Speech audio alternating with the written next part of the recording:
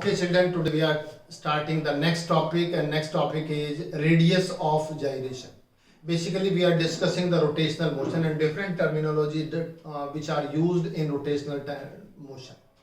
हमने सारे फॉर्मूले जो ट्रांसलेशनल मोशन में पढ़े थे उनको मॉडिफाई कर दिया है, उनको चेंज कर दिया है, नए फॉर्मूले में कन्वर्ट कर दिया है, और वो जितने भी नए फॉर्मूले बने हैं वो सब किस में है बच्चों? That is in rotational motion. ठीक है, हम बताते जा रहे हैं. तो जो हमारे लीनियर पैरामीटर्स हैं वो सारे रोटेशनल पैरामीटर से चेंज हो जाते हैं. जैसे हमने बताया था पिछले लेक्चर में, जो लीनियर डिस्प्लेसमेंट है वो एंगुलर डिस्प्लेसमेंट में बदल जाता है. Linear velocity, angular velocity, force in torque, linear momentum in angular momentum, okay, and mass is also replaced by a new quantity which is called moment of inertia. तो ये सारे आपके जो लीनियर पैरामीटर्स हैं वो ट्रांसलेशनल पैरामीटर्स को हमने rotational parameters में बदल दिया है. नए पैरामीटर्स हो गए, फॉर्मूले भी नहीं हो गए. और यहाँ रोटेशनल मोशन में एक नई चीज और डिफाइन करते हैं जिसे कहते हैं रेडियस ऑफ जाइरेशन. GYRATION. क्या होता है रेडियस ऑफ जाइरेशन? जरा समझने की कोशिश करते हैं बच्चों. Suppose this is a body, it is a body of any arbitrary shape. ये किसी भी शेप की बॉडी है ये, और इस एक्सिस के अबाउट ये रोटेट कर रही है. Suppose this body is rotating about this axis with uniform angular velocity omega. Okay, अब इस बॉडी को, because this body consist of large number of particles, ये मान लीजिए m1 है, r1 डिस्टेंस हो जाएगा, या कोई दूसरा पार्टिकल है, मान लीजिए इक्वल मास मान लेते हैं तो r2 डिस्टेंस हो जाएगा, ये r3 डिस्टेंस हो जाएगा, ये r4 डिस्टेंस हो जाएगा, और इसी तरह से हम ले सकते हैं m और कितना डिस्टेंस हो जाएगा? rn हो जाएगा. It's our choice. I sometimes we assume the body consists of unequal masses, or we assume that here to derive this expression we assume that the body is made up of by the particles of equal masses and their respective perpendicular distance from the axis are different. जो respective perpendicular distances हैं वो इसकी different है. अब देखिए क्या कहता है रेडियस ऑफ गायरेशन. अगर हम इस बॉडी को रोटेट कराते हैं अबाउट दिस एक्सिस, जो एक्सिस हमने डिफाइन किया है इसके अबाउट आप रोटेट करा रहे हैं, और आपके पास मोमेंट ऑफ इनर्शिया आ गया. Suppose we have calculated the moment of inertia. क्या फॉर्मूला पढ़ा था मोमेंट ऑफ इनर्शिया का हमने? Summation i equal to 1 to n mi/r². ठीक है, जितने भी पार्टिकल्स हैं, पहले first particle, second, third, fourth, fifth, सभी पार्टिकल्स के मोमेंट ऑफ इनर्शिया निकालिए, सबका अलजेब्रिक सम लीजिए, मोमेंट ऑफ इनर्शिया आ जाएगा. अब देखिए, अगर हम इस बॉडी का टोटल मास यहां पर एज्यूम कर लेते हैं, suppose the whole mass of the body is assume to be concentrated at any point. ये कोई पॉइंट P है जिस पे टोटल मास रखा हुआ है, मान लीजिए capital M is the total mass of the body. Then this perpendicular distance of this particle from the axis of rotation will be radius of gyration if the moment of inertia of the body due to its actual mass distribution is same as that the moment of inertia of this particle about this axis of rotation. क्या मतलब हुआ? एक तो आपने इस वाले फॉर्मूले से मोमेंट ऑफ इनर्शिया निकाला. अब आपने कहा कि इस पूरी बॉडी को हटा दीजिए, रिप्लेस कर दीजिए. इस पूरी बॉडी की जगह जितना इस पूरी बॉडी का मास है वो किसी एक पॉइंट पर आप रख दीजिए, और इस पार्टिकल का या इस पॉइंट मास का जो भी मोमेंट ऑफ इनर्शिया आएगा, अगर ये बॉडी के मोमेंट ऑफ इनर्शिया के इक्वल आ जाता है तो ये जो परपेंडिकुलर डिस्टेंस है कि इसको क्या कहेंगे? रेडियस ऑफ जाइरेशन कहेंगे. यानी कि अब आपके पास एक एडवांटेज हो गया है. आपको ये फॉर्मूला नहीं लगाना मोमेंट ऑफ इनर्शिया के लिए. आप पूरी बॉडी को एक मास से रिप्लेस कर दीजिए यहाँ P पॉइंट पर, और उस मास का जो डिस्टेंस होगा एक्सिस ऑफ रोटेशन से वो रेडियस ऑफ जाइरेशन होगा, provided its moment of inertia is same as that due to its actual mass distribution. तो कैसे डिफाइन करेंगे? It is radius of gyration, पूरा लिखना पड़ेगा बच्चों. रेडियस ऑफ गायरेशन आगे लिख रहे हैं हम, क्या लिख रहे हैं यहां से? Of a body about an axis. About an axis तो रोटेशन मोशन में लिखना ही पड़ेगा. इज डिफाइंड एज क्या? Perpendicular distance of a point from axis of rotation at which if whole mass of the body were concentrated, the body shall have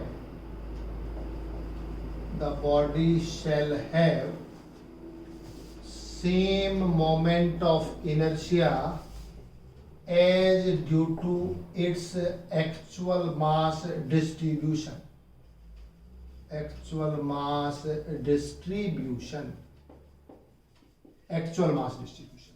ये कहलाएगा, this is called radius of gyration. So basically ये किसी भी एक point का axis of rotation से वो perpendicular distance है कि जिस पॉइंट पर अगर पूरी बॉडी का मास कंसंट्रेट करता है और बॉडी का मोमेंट ऑफ इनर्शिया उतना ही आता है उस पार्टिकल की वजह से जितना एक्चुअल मास डिस्ट्रीब्यूशन की वजह से है, then it is called radius of gyration. इसे रेडियस ऑफ जाइरेशन कहते हैं. बताइए समझ आया कि नहीं? अच्छा, इसके चलिए फॉर्मूला डेराइव करते हैं. मोमेंट ऑफ इनर्शिया निकालते हैं of the body. Let the body, वही मानेंगे, let the body consist of पहले तो मानेंगे let us consider a rigid body which is rotating about a given axis and let the body consist of n number of particles of masses m each and at perpendicular distances r1, r2 upon rn respectively. कहां से? From the axis of rotation. From the axis of rotation. ये मान लिया बच्चों, ठीक है. आपने moment of inertia निकालने के लिए अज्यूम करना पड़ेगा जो बॉडी होती है मान लीजिए अलग अलग पार्टिकल से मिलकर बनी होती है. तो बताइए MOI कितना हो जाएगा? MOI of the body I is equal to किसके? अबाउट द गिवन एक्सिस, जिसके अबाउट रोटेट कर रही है. क्या फॉर्मूला बनेगा? सबसे पहले mr1 स्क्वायर mr2 स्क्वायर और कहां तक आएगा? mrn square. ठीक है, m1 r1 है, मास हमने इक्वल मान लिया, m कॉमन ले लीजिए, r1 square plus r2 square up to rn square. And do one thing, you multiplied by n and divided by n. r1 square plus r2 square plus कितना आएगा? rn square आ जाएगा upon n आएगा बच्चों. What is m into n? Body consists of n number of particles and mass of each particle is small m. So is it not the total mass? It is total mass of the particle r1 is body r1 square plus r2 square plus rn square upon n. ये formula होगा. Suppose it equation number 1 where m is the mass of body. Capital M is equal to m into n mass of the body. अब देखिए अभी तक हमने क्या किया बच्चों? अभी तक हमने केवल बॉडी का मोमेंट ऑफ इनर्शिया निकाला और बॉडी का मोमेंट ऑफ इनर्शिया जो फॉर्मूला हमने पढ़ा है इसके अप्लाई कर दिया. बॉडी का मोमेंट ऑफ इनर्शिया आ गया अबाउट द गिवन एक्सिस. ठीक है, अब हम इसको बॉडी के मोमेंट ऑफ इनर्शिया को निकालते हैं इन terms of radius of gyration. इसको कैपिटल K से रिप्रेजेंट करते हैं. If K is radius of gyration,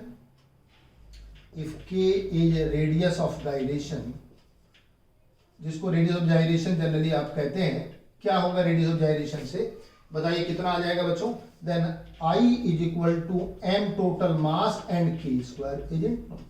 आपने मोमेंट ऑफ इनर्शिया पढ़ा है. अब whole body is replaced by one particle and the mass of the entire body is kept at this point m. its perpendicular distance is k. so when the moment of inertia of this particle p from this axis of rotation कितना आएगा बच्चों? I is equal to m k square where k is radius of gyration. ठीक है, तो अगर radius of जाइरेशन के है तो मोमेंट ऑफ इनर्शिया ये आना चाहिए. एक्चुअल मास डिस्ट्रीब्यूशन का ये है और आपने कहा ये रेडियस ऑफ जाइरेशन तभी होगा जब दोनों का मोमेंट ऑफ इनर्शिया कैसा है? इक्वल है. It is just like that you are solving one problem by two different methods but you must get the same answer. एक मेथड से ये आंसर आया, दूसरे मेथड से ये आंसर आया, दोनों इक्वल होने चाहिए. अब हम दोनों को इक्वल पुट कर रहे हैं यहाँ पर और देखिए दोनों को इक्वल रखने से क्या आंसर आएगा बच्चों? दोनों को इक्वल रखने से आंसर आ जाएगा m into k square is equal to m r1 square plus r2 square plus rn square upon n. ये लिख रहे हैं, m से m कैंसिल हो जाएगा and k is this one r1 square plus r2 square plus rn square upon n. It is the required expression for radius of gyration. It is equation number 3. ये required expression हो गया बच्चों radius of जाइरेशन का. और यहां से इसकी एक और डेफिनेशन निकल सकती है.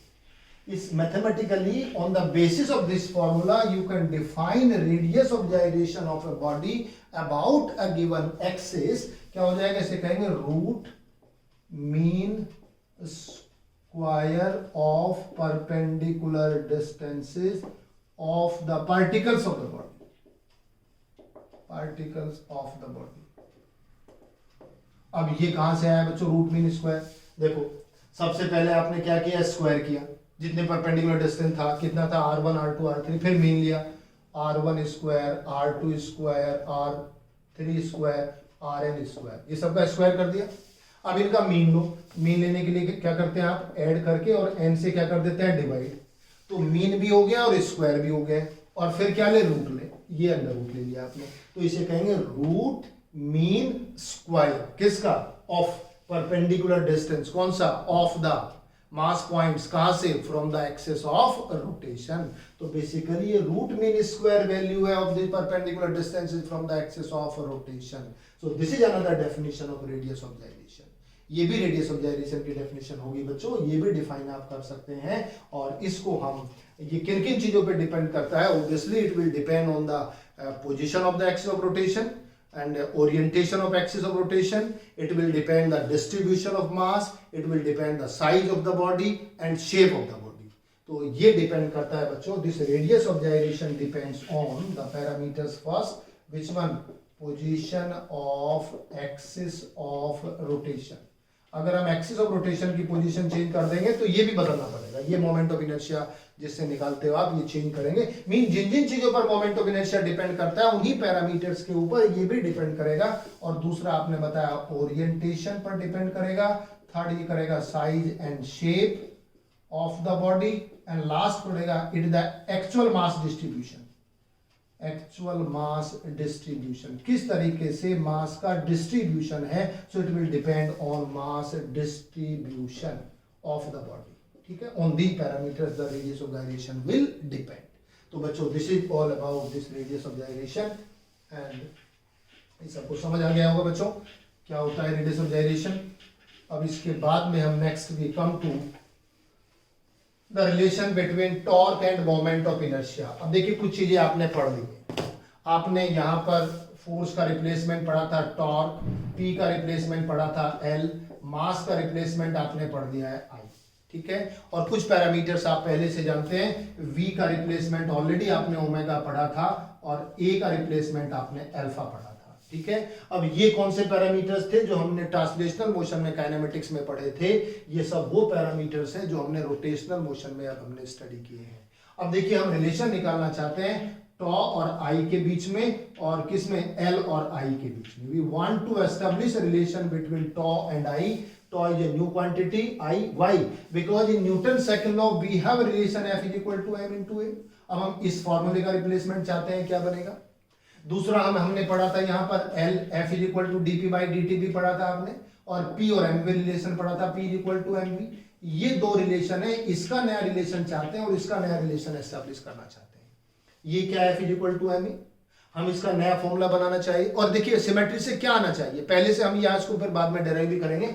F की जगह क्या आना है, टॉर्क, M की जगह क्या है, A, और A की जगह क्या है बच्चों, alpha. Means we want to derive this expression. This is the law of motion, Newton second law of motion for translational motion. This is law of motion for rotational motion. जैसे rotational motion के लिए law है ये tau is equal to I alpha होगा, और translational motion के लिए जो लॉ है वो होना चाहिए F is equal to M A. इसी तरह से अगर लीनियर मोमेंटम को आप डिफाइन करेंगे, L is equal to I into omega आना चाहिए।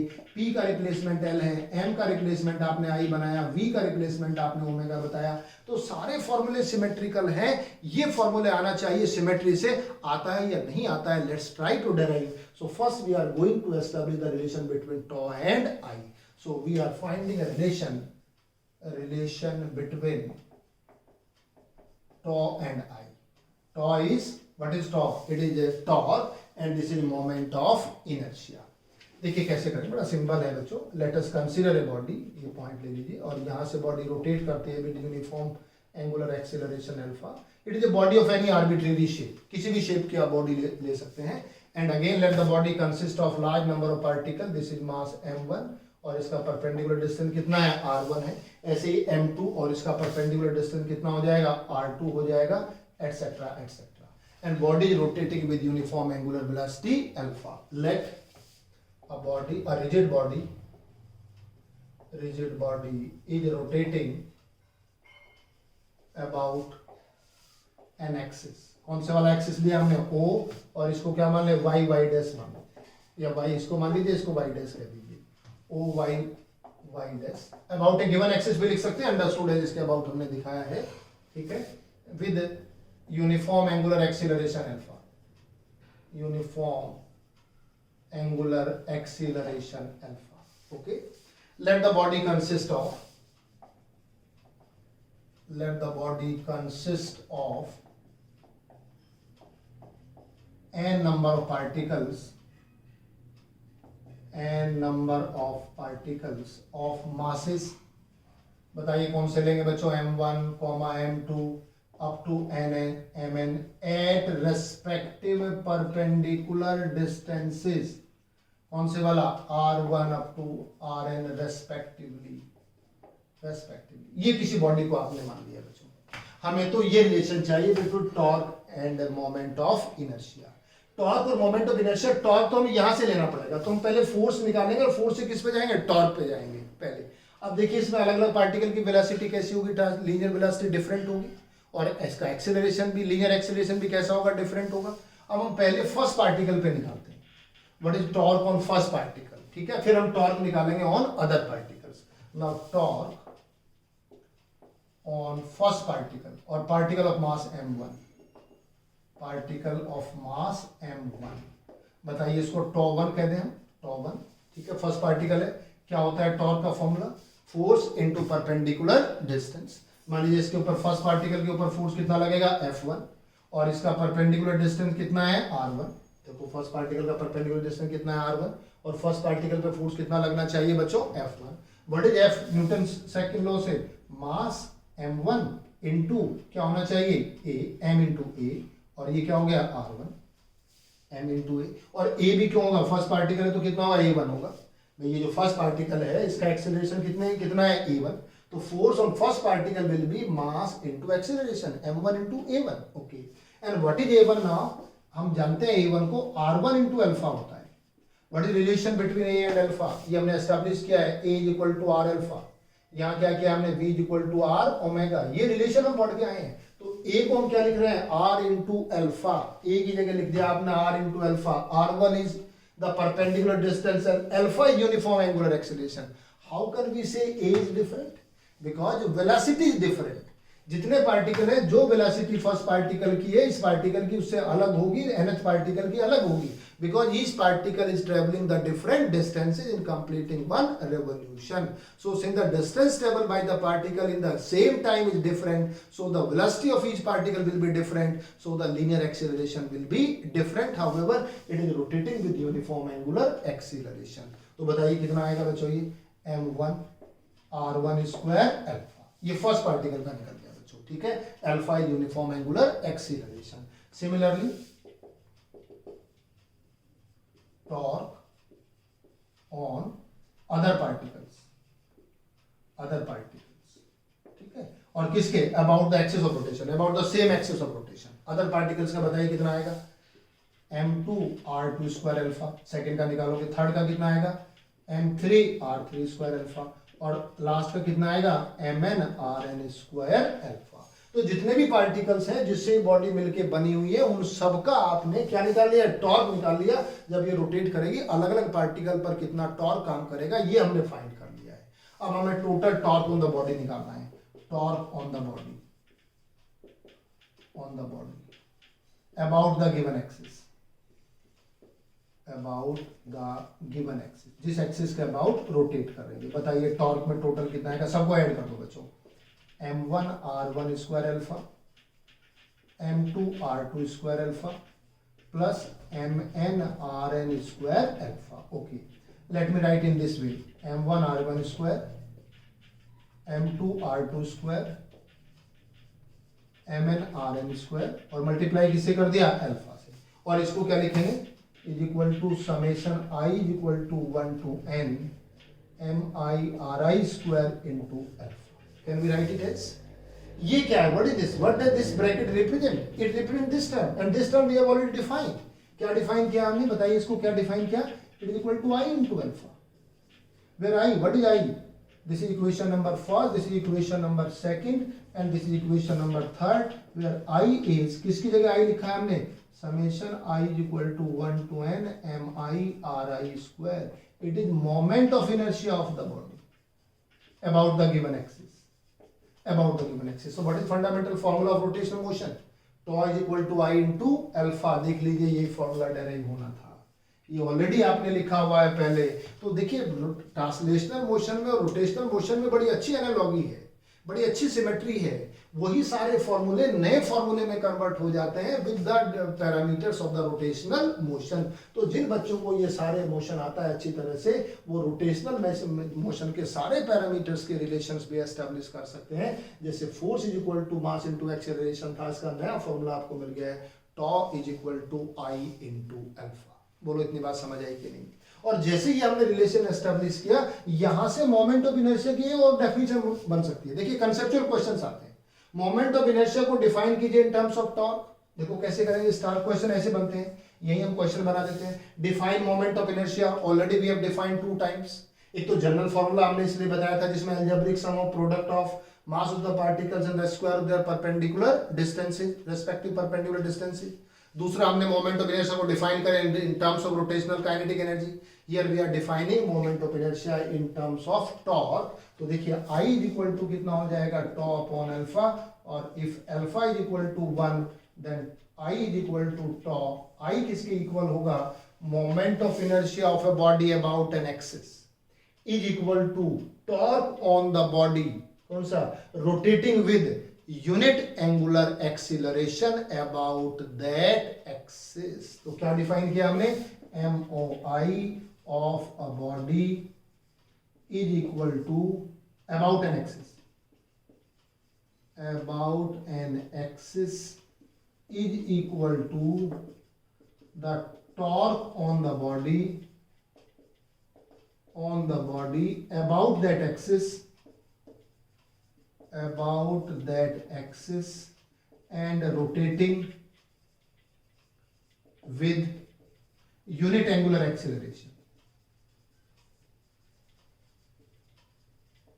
Rotating with unit angular acceleration. Unit angular acceleration से जो रोटेट करता है उससे हम करेंगे. तो देखिए इस तरह से फॉर्मूले से हम डिफाइन कर सकते हैं. So this is the relation between tau and alpha.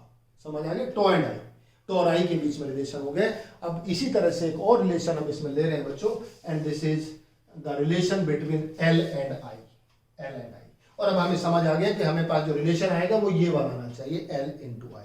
अब देखिए जब आई में ले रहे हैं और मोमेंट ऑफ इनर्शिया निकाल रहे हैं मोमेंट ऑफ इनर्शिया के टर्म्स में, तो बस इसी फॉर्मूले से हम करते जा रहे हैं. पहले वाला एक्सिस तो सेम रहेगा, इसमें थोड़ा सा हम यहाँ चेंज कर देते हैं, इसकी जगह हम कर देते हैं वेलोसिटी, और ये क्या होती है, ओमेगा. डायग्राम में भी क्या लिख देते हैं, ओमेगा बना देते हैं. और यहां से हम let the body consist of all these parameters will same. अब हम यहाँ कैलकुलेट करेंगे सबसे पहले, टॉर्क नहीं करेंगे, क्या करेंगे, एंगुलर मोमेंटम.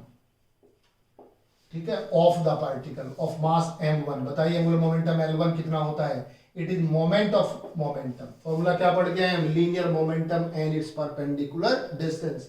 लीनियर मोमेंटम का फॉर्मूला क्या होता है, mass into velocity.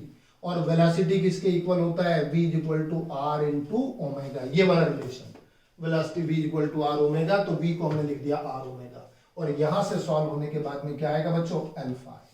It is the angular momentum of first particle. Similarly, angular momentum of other particles.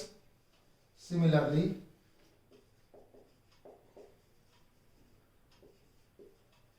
angular momentum of other particles. इन सब में क्या आ जाएगा, यहाँ ओमेगा है, ये ओमेगा है, ये ओमेगा है. And what will be the angular momentum of the body? Angular momentum of the body about the given axis. Of the body about the given axis. बताइए कितना हो जाएगा about the given axis. L is equal to, सबका क्या करें, सम कर दीजिए. It is omega. This is also omega. This is also omega. और बच्चों जब हम इसको यहाँ पे लेंगे, it will be omega. This term will be omega. और यहां से जो नया रिलेशन निकल के आएगा, that will be L is equal to I into omega. I moment of inertia. So we have got new relation, that is L is equal to I into omega. This is relation between L and I. देखिए ये relation है कि नहीं, L is equal to I into omega. यहाँ इस technique से हमने इसको डेराइव कर लिया है बच्चों. सो व्हेन, और इसमें हमने दो पार्टिकल माने, इसमें थर्ड पार्टिकल भी मान सकते हैं mn लेकर के, यहाँ कोई थर्ड पार्टिकल ले सकते हैं m3, कितना मास है r3, और इस तरह से हम इसको डेराइव कर सकते हैं. It is the relation between L and I. ठीक है बच्चों. तो देखिए आपके पास नई टेक्निक से नए रिलेशन हमने एस्टैब्लिश कर दिए हैं. कौन कौन से वाले? यहाँ से हमने लिया है P इक्वल टू mv, इसका नया फॉर्मूला बनेगा L equal to I omega. यहाँ लिया हमने F इक्वल टू ma, इसका नया फॉर्मूला बनेगा tau equal to I alpha. Alpha is the angular acceleration and omega is the angular velocity. When the body rotates and during rotational motion, if it is uniform angular velocity, then it is omega, uniform angular acceleration, then it is alpha. So first we calculate the torque, relation between torque and I, and then we have established the relation between angular momentum and I.